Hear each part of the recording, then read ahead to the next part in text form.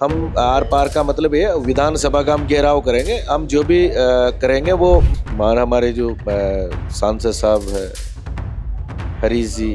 आपको लगता है कि बीजेपी के अलावा कोई और भी ताकत है जो नरेश मीणा को बाहर नहीं आने दे रही, उनके खिलाफ षड्यंत्र, ऐसा आपको लगता है? मैं बताना चाहूंगा कि इसके अंदर बहुत बड़ा एक षड्यंत्र चल रहा है, इसलिए वो जमानत नहीं हो पा रही है। हम इतना बड़ा आंदोलन आपको देखने के लिए मिलेगा कि आज तक जयपुर में इतना बड़ा आंदोलन हुआ ही नहीं। करीबन 50,000 से ज्यादा लोग हमारे नगर फोर्ट में षड्यंत्र की बात कर रहे हैं, आप खुलकर बताइए। मैं आपको बताना चाहूंगा जो लोग चार्जेस लगे हुए हैं, ऐसी बातें चल रही है। हनुमान बेनीवाल ने भी कहा था कि पहले ये हमारे यहाँ था, बहुत गड़बड़ी है कि वायरल वीडियो भी उसका है। स्टूडेंट के चाकू भी मारा हुआ है। एक स्टंट के रूप में ले रहे हैं कि अगर उस तरह का स्टंट हो जाए तो शायद वोट नरेश मीणा को मिल जाते, इसलिए उन्होंने थप्पड़ मारा। और पिछले जिस दिन से चुनाव के अंदर वो निकले थे उस दिन से मेरी साथ पे नरेश मीणा थप्पड़ कांड को 60 दिन से ऊपर हो चुके हैं और आज एक बड़ी प्रेस कॉन्फ्रेंस हुई है जयपुर में, जिसमें हमारे साथ में मुकेश मीणा है, वो हमारे साथ शामिल है।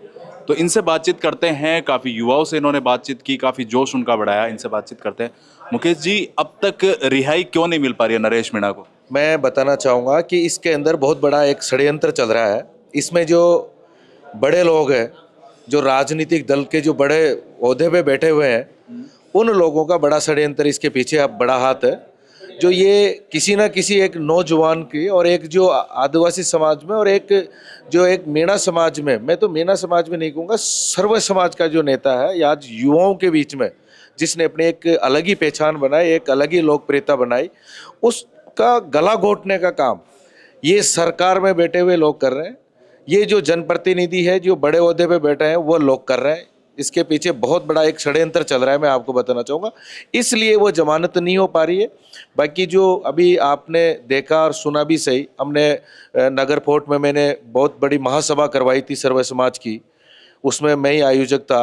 और मैं आपको बताना चाहूँगा ये फिर अभी मैंने फिर यहाँ पे एक आज भाई साहब को बुला कर कार्यकर्ताओं के साथ में आज फिर मीटिंग करवाई है, प्रेस वार्ता। तो ये अब हमारे जो धैर्य है उसकी सीमा ही खत्म होती जा रही है। अब या तो सरकार हमारी जितनी भी मांगे या तो तत्काल प्रभाव से मांगे, नहीं तो हम इतना बड़ा आंदोलन आपको देखने के लिए मिलेगा कि आज दिन तक जयपुर में इतना बड़ा आंदोलन हुआ ही नहीं है। आप ये बताइए, 60 दिन हो चुके हैं, अब बड़ा आंदोलन क्यों होगा? क्या आपने पहले इस पे कुछ आंदोलन नहीं किए, आवाज़ नहीं उठाई?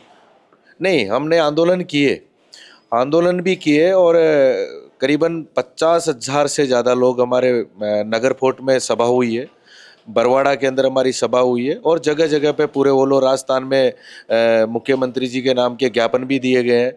बाकी उसके बावजूद भी सरकार में मैंने कहा आपको कि एक षड्यंत्र हो रहा है। किस तरह का षड्यंत्र की बात कर रहे हैं, आप खुलकर बताइए। मैं आपको बताना चाहूँगा, जो लोग जिनको डर है आने वाले टाइम पे चुनाव में, वो लोग जिनको वर्तमान में अपनी राजनीतिक कैरियर को वो डर सता रहा है, उनको कहीं ना कहीं उन लोगों को ये डर लग रहा है कि नरेश मीणा की जो लोकप्रियता है और जो लोगों के अंदर जो एक अलग ही पहचान बनी है, तो कहीं ना कहीं उनको ये लग रहा है कि हमारी राजनीतिक में आगे चल के बहुत बड़ी एक अड़चन बनेगा और हमारी राजनीति के ख़त्म करेगा। इस कारण से उनको एक डर सता रहा है और उसमें जो गिरोह बना है इनका, ये करीबन काफ़ी लोग हैं, जिसमें कुछ लोग मीणाओं के सांसद भी है, कुछ दूसरे सांसद है, कुछ एमएलएस है। तो इस तरह से ये जो राजनीति के जो लोग हैं, ये एक घेरने का काम उनको कर रहे हैं। कुछ लोग कहते हैं, कुछ नेता भी है, कुछ आम लोगों का मानना है कि थप्पड़ मारना तो सही नहीं है, मतलब अगर कुछ गलत हो रहा है तो आप उसकी आवाज़ उठा सकते हैं, और ऑन कैमरा आपने थप्पड़ मारा है, इस पर आपको क्या कहना है? नहीं, थप्पड़ क्यों मारा जो, तो ये तो आप लोगों ने देखा कि उसको उकसाने का जो काम जो किया है एसडीएम साहब ने, उसके ऊपर किसी का विचार नहीं जा रहा। एक मिनट में आपको रोकना चाहूँगा। आपकी प्रेस कॉन्फ्रेंस में एसडीएम अमित चौधरी पे बात नहीं हुई? चार्जेस लगे हुए हैं, ऐसी बातें चल रही है। हनुमान बेनीवाल ने भी कहा था कि पहले ये हमारे यहाँ था, बहुत गड़बड़ी है कि वायरल वीडियो भी उसका है, तो उसके विरुद्ध कोई प्रदर्शन नहीं किया? नहीं, मैं आपको बताना चाहूँगा कि बिल्कुल हमने तो कहा कि अमित चौधरी के ऊपर जांच होनी चाहिए। अमित चौधरी एक फर्जी तरीके से, जिसके ऊपर जो केस है 307 जैसी धाराएं उसके लगी हुई है, उन्होंने कॉलेज टाइम पे एक स्टूडेंट के चाकू भी मारा हुआ है, इस टाइप के केस भी उनके ऊपर लगे हुए हैं।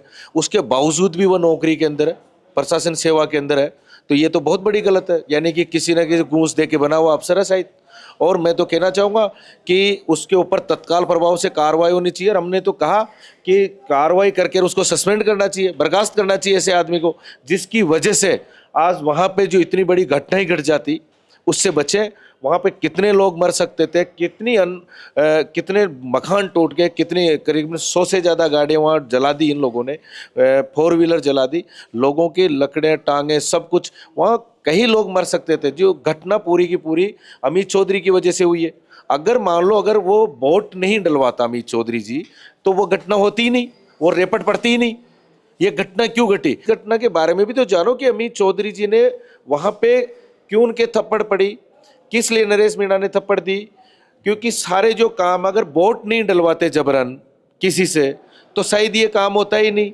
उनको लोकतंत्र में किसी से जबरन वोट दिलाने का अधिकार किसी ने नहीं दे रखा। विपक्ष के कई नेता तो ये मतलब नेता कह रहे हैं कि जो एक स्टंट के रूप में ले रहे हैं कि अगर वो उस तरह का स्टंट हो जाए तो शायद वोट नरेश मीणा को मिल जाते, इसलिए उन्होंने थप्पड़ मारा और वो माहौल बनाया। इस पे क्या कहना है? मैं आपको बताना चाहूंगा, जिस गांव के अंदर मैं पिछले जिस दिन से चुनाव के अंदर वो निकले थे उस दिन से मेरे साथ थे। मेरा लोकल मेरी विधानसभा है, मैं खुद भी एक एमएलए का प्रत्याशी था, मैं भी टिकट मांग रहा था कांग्रेस पार्टी से, मेरी भी वहाँ पे तैयारी चल रही थी। वो उस गांव से 90 नहीं 100% वोट वो नरेश मीणा को ही डल रहे थे, इसलिए हमारे को कोई दिक्कत थी ही नहीं। एक्चुअली में जो वहाँ पे जो पिछले करीबन 1 साल से ज़्यादा निकल गया था, वो 1 साल से वहाँ पे ये करीबन 28 गांव थे जिनको उनियारा से देवली उपखंड कर दिया था उनका। तो वो उपखंड को वापस उनियारा में लेने की कई टाइम से मांग चल रही थी। उन्होंने कई जो चुनाव आए उनमें बहिष्कार भी किया है, तो उसके लिए आंदोलन हुआ। वो वोट नहीं डालना चाह रहे थे, उसके ऊपर इन लोगों को इतना एक्शन लेने की कहाँ जरूरत थी भाई। इनका ये फंडा था कि अगर 2-3 वोट अगर डल गए तो फिर वो आंदोलन का कोई मतलब रहेगा ही नहीं और इनका जो कोटा पूर्ति है वो हो जाएगा पूरा। तो वो जबरन वोट डलाया गया जोरी से, और फिर ये भी पता था कि नरेश मीणा आवेश में आएगा। अच्छा, ये जबरन वोट कौन डलवा रहा था? किसकी साजिश थी? ये साजिश थी, मैं तो मानता हूँ कि वहाँ पे या बीजेपी वाले थे, उनकी साजिश थी। आपको लगता है कि बीजेपी के अलावा कोई और भी ताकत है जो नरेश मीणा को बाहर नहीं आने दे रही, उनके खिलाफ षड्यंत्र, ऐसा आपको लगता है? हाँ, ताकत तो बीजेपी के अलावा भी और लोगों की भी ताकत है इसके अंदर। जैसे कि अब जैसे कि मैं आपको बताना चाहूँगा, सबको ही पता है कि उस टाइम पे जब चुनाव लड़े थे तो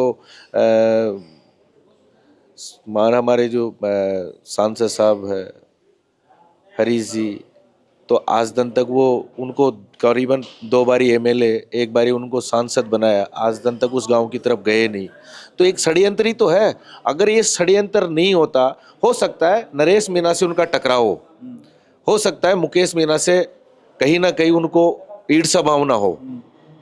बाकी जो इतने लोग जिनको 2 बारी एमएलए और 1 बारी सांसद बना दिया फिर उस गांव में नहीं गए, तो इसका मतलब कहीं ना कहीं षड्यंत्र तो पीछे हाथ है ही। आप सीधा सीधा उनका नाम ले रहे हैं भाई, ये षड्यंत्र तो है ही, मैं नहीं ले रहा, ये बिल्कुल जाहिर होता है, ये चीज एक साबित हो रही है। अगर मैं नहीं जा रहा, अगर मैं उस गांव में नहीं पहुंच रहा, मैं 2 बारी वहां से एमएलए बन गया और एक वर्तमान में अगर सांसद हूं, तो कहीं ना कहीं वो लोग उंगली तो सोते ही उठेगी। किरोड़ी लाल मीणा जैसे नेता वहां पहुंचे थे और लोगों से बातचीत की थी, उन्होंने आश्वासन भी दिया कि जो नुकसान हुए उसकी भरपाई करेंगे। उनके इस स्टैंड को आप कैसे देखते हैं? किरोड़ी लाल मीणा ग्राउंड पे दिखते हैं लोगों के बीच में और मीणा समाज के बड़े नेता हैं। मैं बता दूं आपको कि करोड़ी लाल जी गए थे, और करोड़ी लाल जी भी गए थे, और वहाँ पे गृह राज्य मंत्री जी भी गए थे, और उन्होंने आश्वासन भी दिया था कि आपका तमाम पूरा जितना भी मुआवजा है पूरा वापस मिलेगा। और जितने बाकी उन्होंने सरकार से उनकी क्या बात हुई क्या नहीं हुई, अब तक कार्रवाई तो नहीं हुई ना, अब तक मुआवजा तो नहीं मिला, अब तक जो निर्दोष लोग थे उनके केस वापस तो नहीं लिए, और सारे के सारे लोग देवली उनियारा के थे। पहले कहते आए सब बाहर के, जबकि बाहर के नहीं, जब लोकल थे वहाँ के, तो उसके बावजूद भी इसका मतलब नहीं लिया। तो सरकार में कहीं ना कहीं उनकी बात नहीं मान रही। अगर सरकार अगर उनकी बात मानती तो शायद उसी टाइम पे इतना बड़ा तो केस था ही नहीं, क्योंकि मुकदमा एक बनता है वो है नरेश मीणा के ऊपर जो थप्पड़ वाला है, वो मुकदमा बनता है। हम उसके लिए आज के भी नहीं रहे। वो बाकी जो जितना नुकसान प्रशासन ने किया, जितने झूठे आरोप लगाए, तो उनको वापस तुरंत प्रभाव से लेना चाहिए सरकार को। दो दो मंत्री चले गए।